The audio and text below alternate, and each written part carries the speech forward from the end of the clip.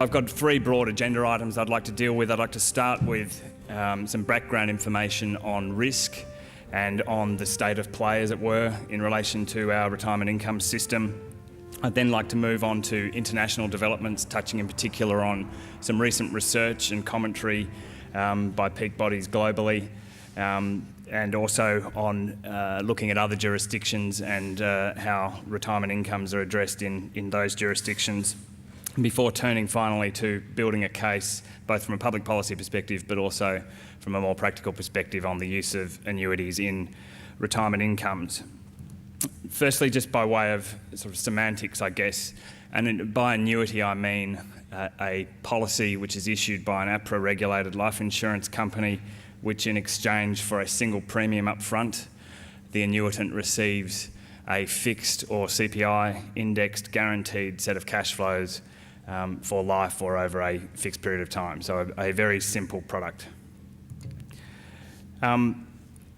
Before we get underway, an important thing to talk about is two risks which are critical in shaping retirement incomes policy, shaping in driving what constitutes appropriate and quality financial advice, and critical in shaping what should constitute best practice in portfolio consumption, in portfolio construction, I should say. Unsurprisingly, these risks are market risk and longevity risk. More on longevity risk shortly. In considering market risk in retirement incomes, it's important to recognise a very critical difference between the accumulation stage of your life and the retirement stage of your life. During accumulation, the ongoing process of reinvesting earnings and contributing to savings puts you in a very robust position in terms of being able to withstand even extreme market shocks, provided your investment horizon is long enough. In retirement, by contrast, the simultaneous pressures of a market correction combined with the need to draw capital to pay for ongoing consumption can leave leave a retiree's savings portfolio in an irrecoverably impaired position in terms of its ability to go the distance, as it were, in funding retirement incomes.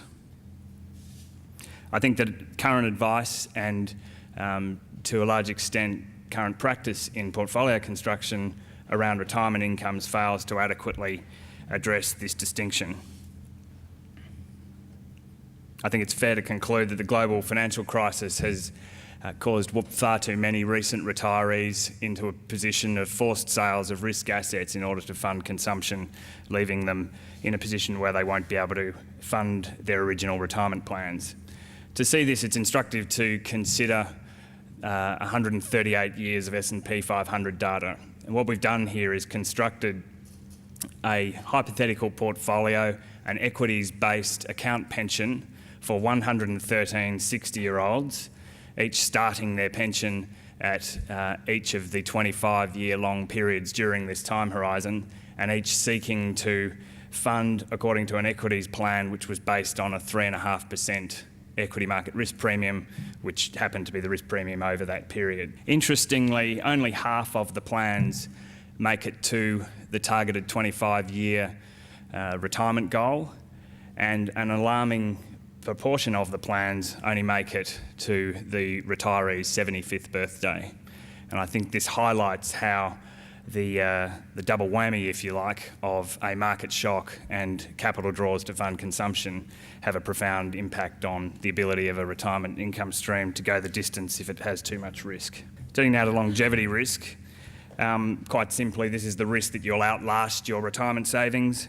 Actuarial work by the Treasury recently published shows that of today's 30-year-olds, when they turn 60, they can expect to live to 90 years old on average. Many private industry forecasts are have considerably greater longevity improvements built in than this. That has profound implications from a public finance perspective, but as individuals, the question we need to ask ourselves is, crudely put, am I going to get hit by a bus tomorrow, or am I going to last until I'm 104? The issue is not so much where the population, from an individual perspective, where population averages will end up. but rather whether or not I will outlast and live well into my 90s, and how should I construct my portfolio in order to accommodate that. Turning to the state of our retirement income system, we had Towers Perrin conduct some stochastic analysis as to different account balances in retirement and their ability to fund modest and comfortable income streams during retirement according to the ASFA Westpac definitions of modest and comfortable. What we found, or what Towers Perrin found and reported, was that for those people retiring early with small retirement balances, it's unlikely that they will make it to the eligibility age for the age pension. And even those with large retirement balances in a relative sense, if they're living comfortably, are unlikely to make it to life expectancy. Turning briefly to some comments, some commentary, if you like, from well-respected international commentators. The IMF has recently reported that Australia has the most equity allocation of retirees compared to the rest of the developed world. So we are most exposed to equities of all the developed countries. Correspondingly, or perhaps related, perhaps not, the OECD has recently reported that Australia has the fourth highest amount of retirees living under the poverty line of OECD nations.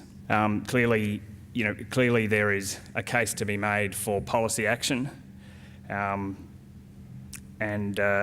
much of what we've had to say on the matter is aimed at addressing the shortfalls that are clear in the system at the moment. I think if we look for a global perspective to other jurisdictions and what common practice is among those jurisdictions as to the use of annuities in retirement, we find that the use of annuities is very common, and that in fact Australia is somewhat unusual in its permissiveness of lump sums, 100% lump sums to be taken in retirement without penalty. Interestingly, our retirement incomes policy and framework and practice assumes, in a sense, that we are rational, utility maximising robots with computers built in to undertake complex actuarial calculations as to our own life expectancy in a highly uncertain market environment.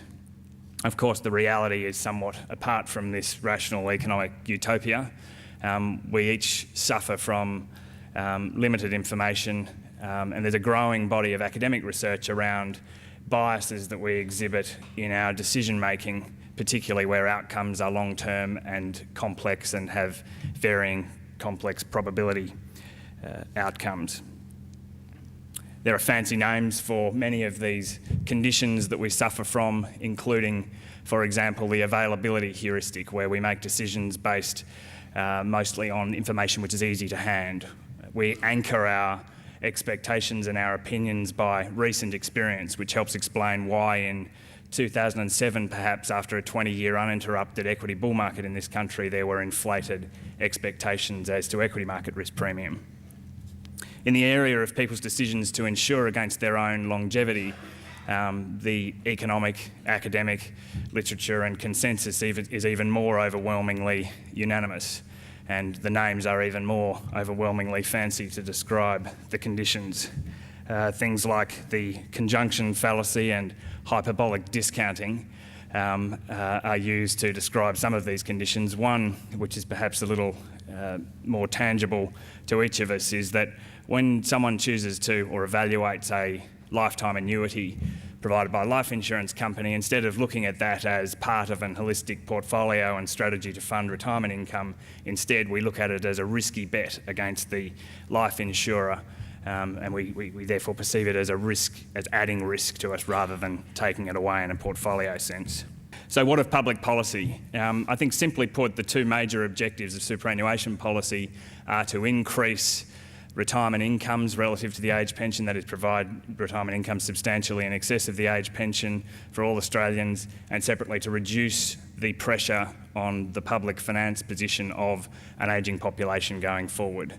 The submissions that we've provided to, the major submissions we provided to the Henry Review based on the input from many well-respected peak bodies and consultants show that a portion of annuitisation of retirement savings would achieve both of these objectives. But perhaps from a more practical perspective, I'd like to move on to the role that annuities can provide, as it is important to you as superannuation trustees in building higher quality portfolios for your clients. I'd like to start by pointing out that the view that the most favourable attribute of an annuity has historically been its role in helping people plan around the assets test exemption for Social Security is a myth. In fact, annuities, the most attractive attributes of annuities being certainty and simplicity, are underscoring a very significant surge in the popularity of the product. For example, we've enjoyed a record month during August and now see ourselves writing as much annuities as we did during the pre-rule changes around Social Security. I think their attributes of certainty and zero capital volatility are underscoring that in a post-GFC world. The business model of an annuity provider or life insurance company is to share the risk premium of the underlying portfolio with the annuitant. As a result, we have rates available in the market today of 150 basis points over bond, or in broad terms 7% for the longer durations. Correspondingly, this comes without a sharing of the underlying risk of the portfolio. This is a direct consequence of the efficacy of the prudential regulations as supervised by APRA, which create a very transparent and fair value-based prudential set of oversight rules, which are arguably stronger in terms of creating investor surety than are the rules which surround ADIs in this country or banks in this country. In many senses, the reason why no life insurance company required a government guarantee is because we don't run the liquidity mismatch, and we're prevented from running the sorts of liquidity mismatches that the banks ran. Importantly, from an annuitant's point of view, he can be sure, because of the way the regulations are constructed and supervised in this country, that at all times the value of the assets backing the annuity obligations of the life insurer are at least sufficient to switch out of risky assets into risk-free assets even after a market shock, and fully defease the liabilities to the annuitant. I know it's Friday morning, but I know the last thing you want is Markowitzian portfolio construction style charts. But if you can bear with me, I'll shoot through three charts which sort of make a somewhat more technical case for annuities in a portfolio construction sense. What we've looked at here is a recent 10-year period and compared two portfolios, both 50-50 in terms of growth, defensive. The difference being the green portfolio, the defensive component is an annuity, whereas the blue portfolio, the defensive component is a bond fund, as proxied by the UBS Composite Bond Index. What we found over this 10-year period is that for no material reduction in return, you've seen a meaningful reduction in risk by using annuities just as the defensive component of the portfolio. So this is even without necessarily arguing that we should have less risk on. It's really just saying in portfolio construction, annuities are valuable as the defensive component of the portfolio. And perhaps seeing why that is so, it's instructive to look at a wider range of risk mixes in the portfolio construction. So in this case, the green line is once again corresponds to the annuities-based portfolio, where different mixes of annuities and growth assets are held in combination, and at the extreme left it's 100% annuities, and you can see what's driving the result. It's that annuities themselves have zero capital volatility, and as such their inclusion reduces the volatility of the overall portfolio. An interesting observation is to extend this analysis to include fees. If we look at, and I know this will not apply to anywhere near the same extent to the portfolios that industry funds use, but if we look at the fees applied in the retail allocated pensions sector on account-based pensions, which run at 1.3% across account management fees and platform fees, so underlying manager fees and platform fees, and we deduct that from both the bond fund and the growth fund, you can see that annuities-centric portfolios start to dominate across the risk spectrum. So we're not saying there isn't a role for risk assets, we're saying that we're merely advocating that annuities be considered as the defensive component of the portfolio, as a highly value additive inclusion. Perhaps just to sort of close on that point, and instead of focusing on the risk reduction characteristics of annuities, because of the business model as I've described it of the Life Office of sharing risk premium with annuitants, if you look over long periods of time, and in this case a 10-year period where which was somewhat restricted by the availability of the reference data being the Morningstar median bond manager index, you can see that a 10-year annuity will outperform both that index and the UBS Composite Bond Index, or at least it did outperform by in well over 75% of cases. Perhaps before I close, I'd just like to dispel one other myth in relation to annuities, and that is that insuring against longevity risk is an expensive exercise and results in a reduction in the return afforded to the annuitant. In particular, people's perception is generally that because a life insurance company needs to earn a return on capital, then this means that buying a lifetime annuity will give me a much lower return than would be the case in other investments. Well, we've established from previous slides that the returns available on annuities are highly attractive and have good risk characteristics from a portfolio construction perspective. And it's interesting to compare, given that, the relative payment size from a lifetime annuity to that of a fixed term annuity. And in this case, we've looked at fixed term annuities to life expectancy and compared that to the payments available from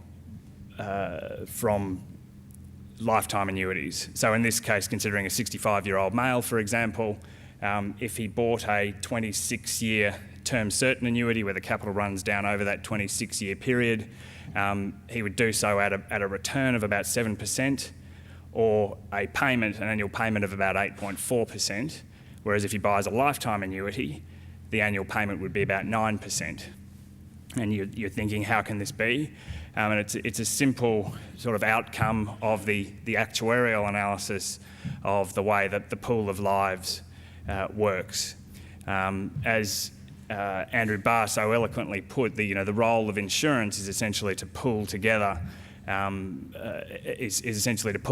risks within a pool. In the case of longevity protection, by pooling together the longevity outcomes, and as a direct consequence of the time value of money, the shorter life events are more important in driving price than the longer life events. So people living longer have a lower impact on the actuarial analysis than people living shorter. And in a sense, this can be called a mortality premium, or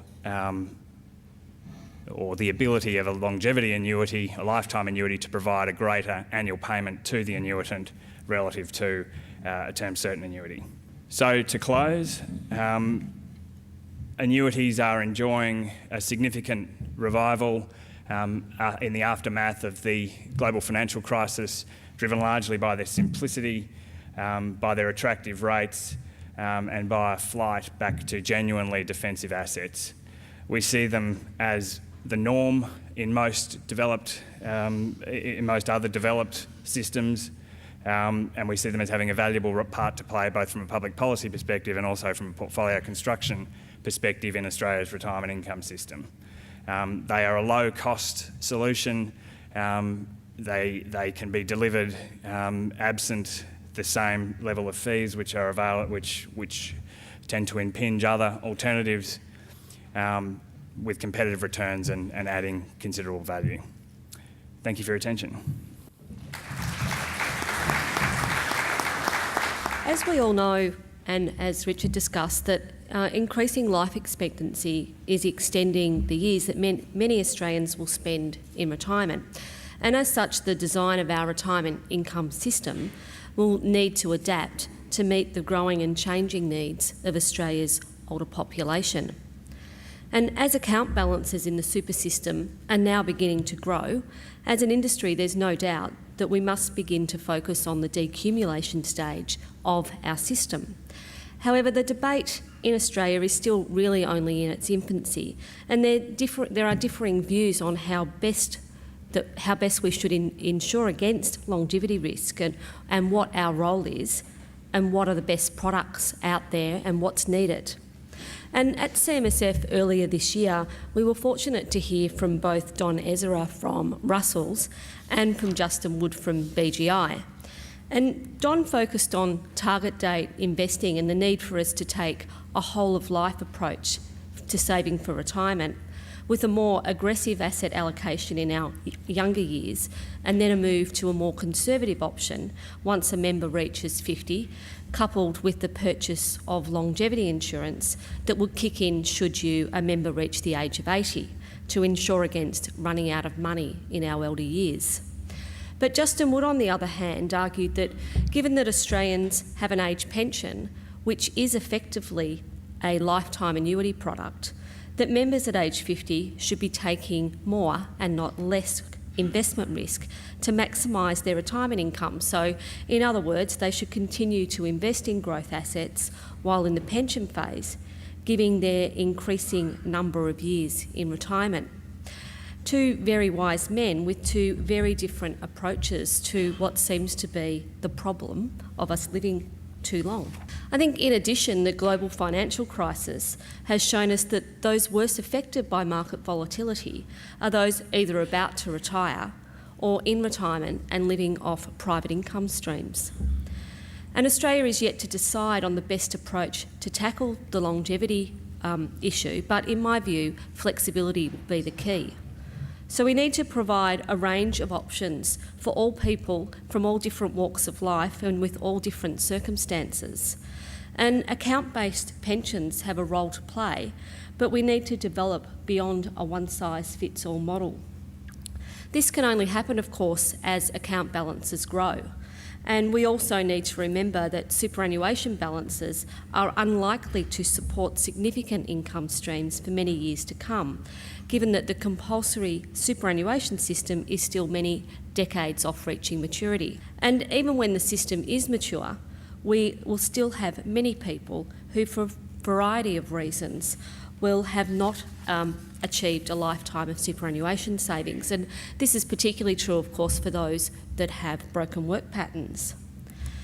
So the government, therefore, has a role to play in developing the regulatory framework and providing the necessary tax incentives to assist the industry to develop new retirement products and, just as importantly, to encourage individuals to take them up.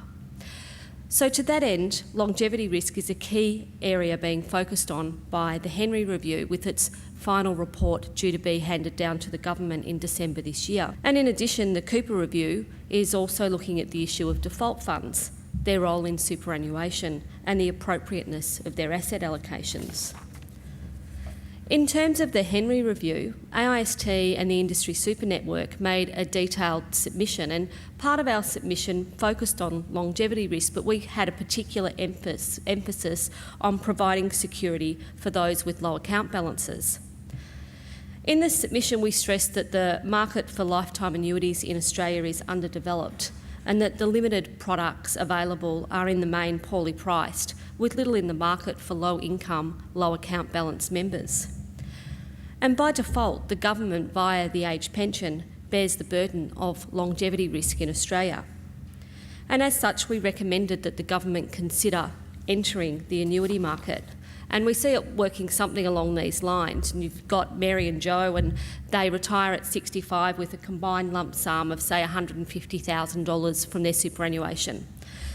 And they take their lump sum, they pay off a few debts, maybe they buy a new car, some new white goods, or they might want to go on a holiday, help their kids, whatever they'd like to do. But after they've done all those things, they're left with a balance of somewhere around $60,000.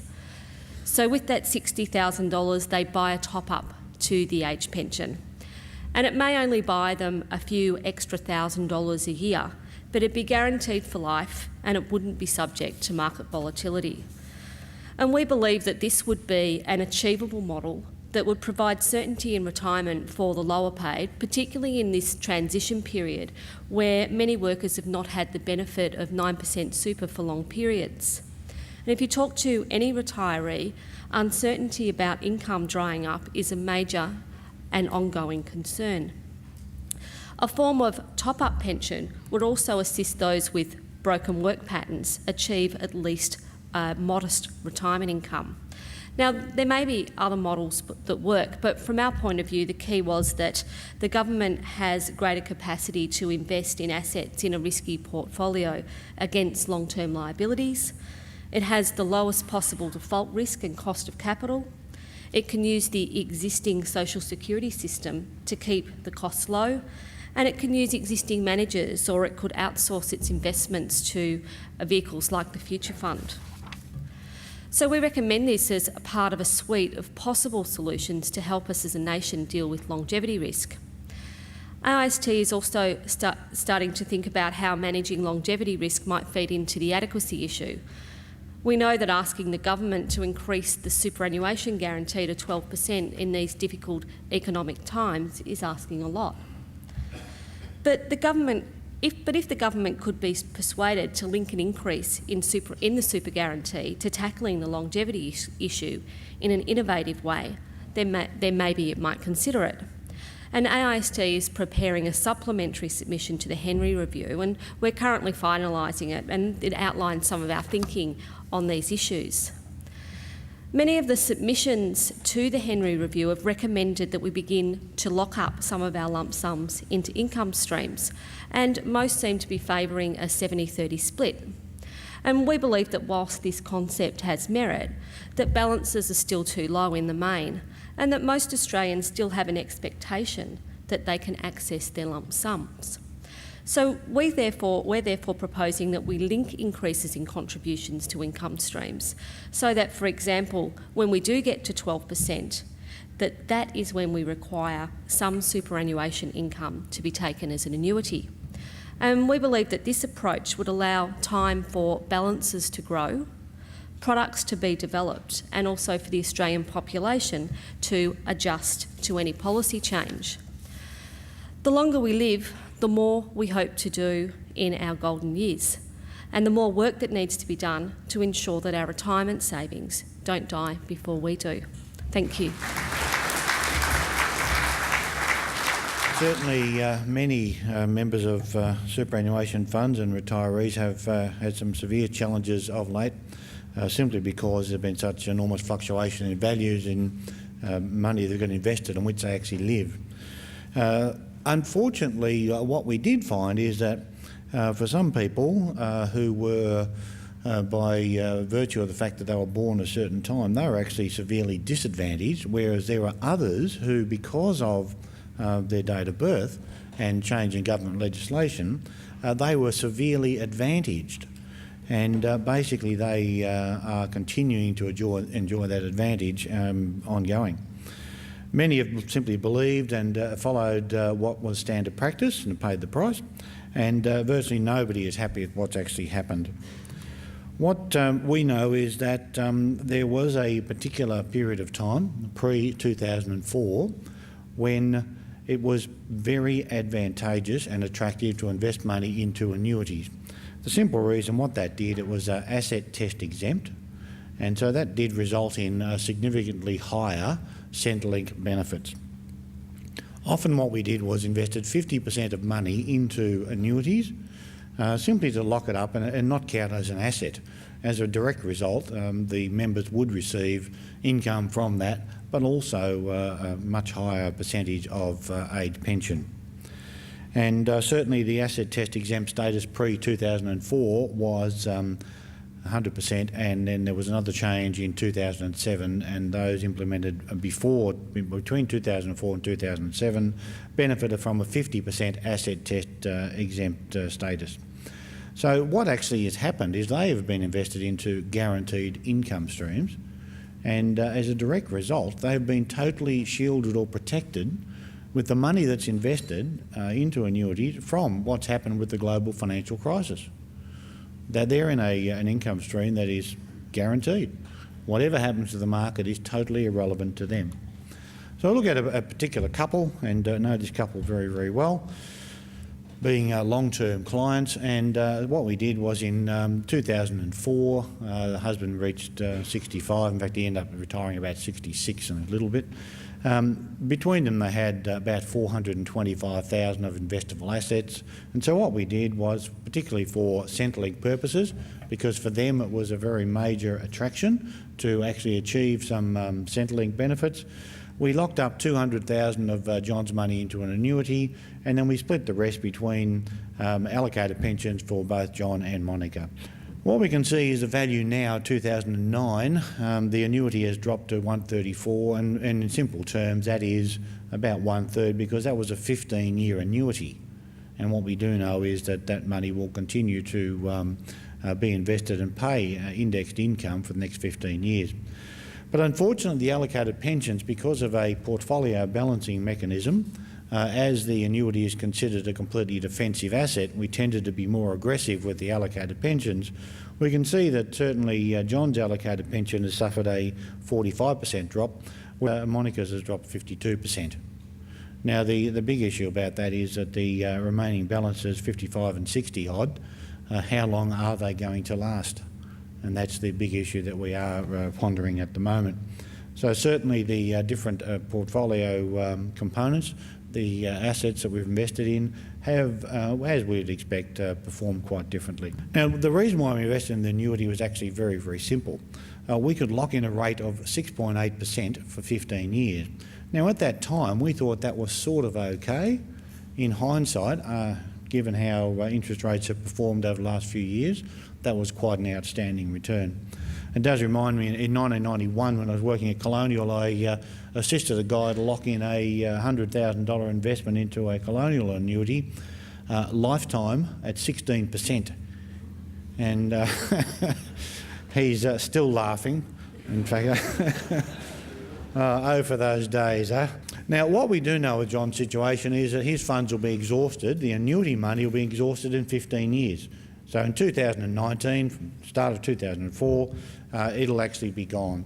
Now that's not necessarily such an issue, because in reality of this particular couple, they've both got some significant health issues, and whether they last to that period of time is probably quite debatable.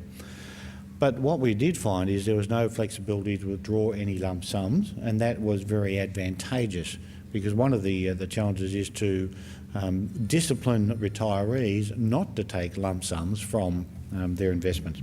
The annuity has certainly been the star performer, and the allocated pension has dropped as was invested aggressively and to balance the total portfolio.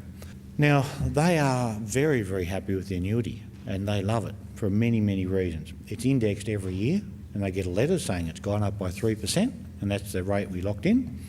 It's not subject to government changes, and that's one of the biggest issues that they face, is there seems to be almost yearly changes that are affecting them. And being relatively financially unsophisticated, they have problems when they get a letter which says, well, you can now reduce your minimum by 50%. And they say, well, why would we want to do that? Certainly it's a set and forget investment with the annuity, and it's been very, very attractive.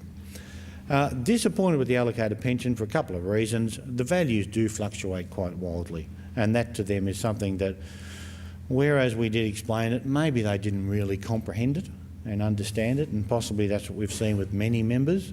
It's easy to say, well, you know, you're taking some risk and as a result your values can fluctuate, but the reality is when you have to say to them, well, your values dropped from X to Y, you've suffered a 20, 30, 50, or in one case recently a fellow rang me and said, look, my values have dropped by $150,000. It's pretty hard to get them to understand that that is part of the normal process. because their response is, well, if this keeps going, it'll be totally academic because I won't have any money left. The income that they draw from the allocated pension changes each year. The legislation does change. That is a concern for them, and certainly there's lots and lots of paperwork. The fact that they've got to get a statement each year and provide values to Centrelink, although that has now been, in some respects, automated. If they make any lump sum withdrawals, they've got to inform Centrelink. There's valuations, new minimums that they must draw, and so on. What we've learned from that is certainly that the regular guaranteed income is now very, very attractive. John and Monica in particular, said, well, look, why didn't you put all our money into the annuity? That would have been a better outcome for us. And when I said, well, look, it's part of a total portfolio and nobody was to know that the values were to drop, her response was, well, you should have known. Yeah, okay. My thinking now is that the annuity option should be considered for all members. Combination of annuity and allocated pension certainly does warrant some very serious consideration. One of the possibilities we could do is sort of risk profile 5, and we work on a fairly standard historical basis. Risk profile 5 for us is 80% in growth assets and 20% defensive. We could look at putting the 20% into the annuity. In reality, what we'd probably do is have 70% in the growth assets and perhaps 10% in cash, from which we'd draw the payments on a regular basis. And on that, the 80% there would be in a high growth portfolio to replicate their risk profile. With somebody who's perhaps a risk profile 4, which is on our scale of 1 through 6, is pretty typically where we see most members, we'd probably have the allocated pension invested into the balanced portfolio and the difference in the annuity. Now, what I would really like to see is the possibility of actually choosing a guaranteed annuity in an industry fund allocated pension. That would be really very attractive for members, because then they'd have some very simple choices, transparent fee structures, and that's something that does interest members on a regular basis, and certainly one administration and payment system. One of the disadvantages we've got at the moment is clearly that there are each year there's issued group certificates excuse me, and other paperwork from 2 separate providers. Having it from one would certainly be very attractive. And just doing some thinking, maybe what we could do is we'd have some very simple options within an industry fund. We could actually choose a guaranteed part of your portfolio, and perhaps you get a 5% rate, and if you invest $50,000 for 5 years and indexed, and you end up with about $962 a month.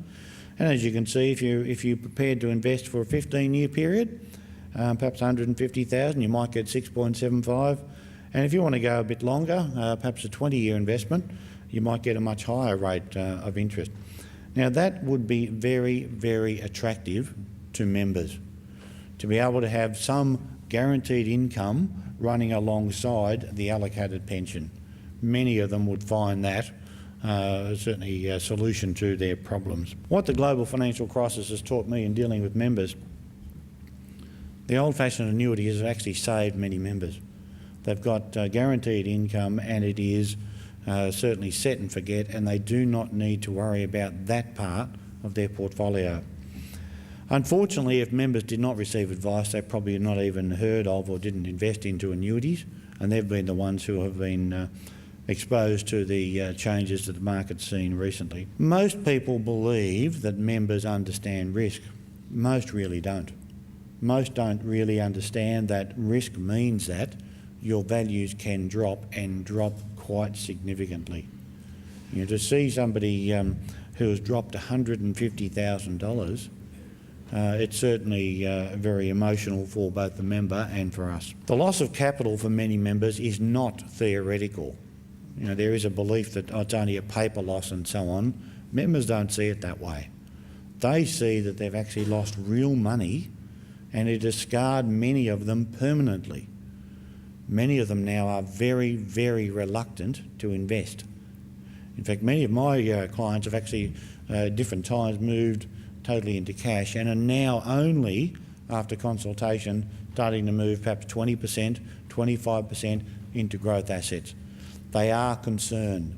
They like the idea that in the cash portfolio at the moment, they might get 5.5%, and that for many people is very comforting. Alternatives such as annuities to us are certainly worthwhile considering, and one of the old products that was banned in the sort of mid-80s, I believe it was, the old variable annuities.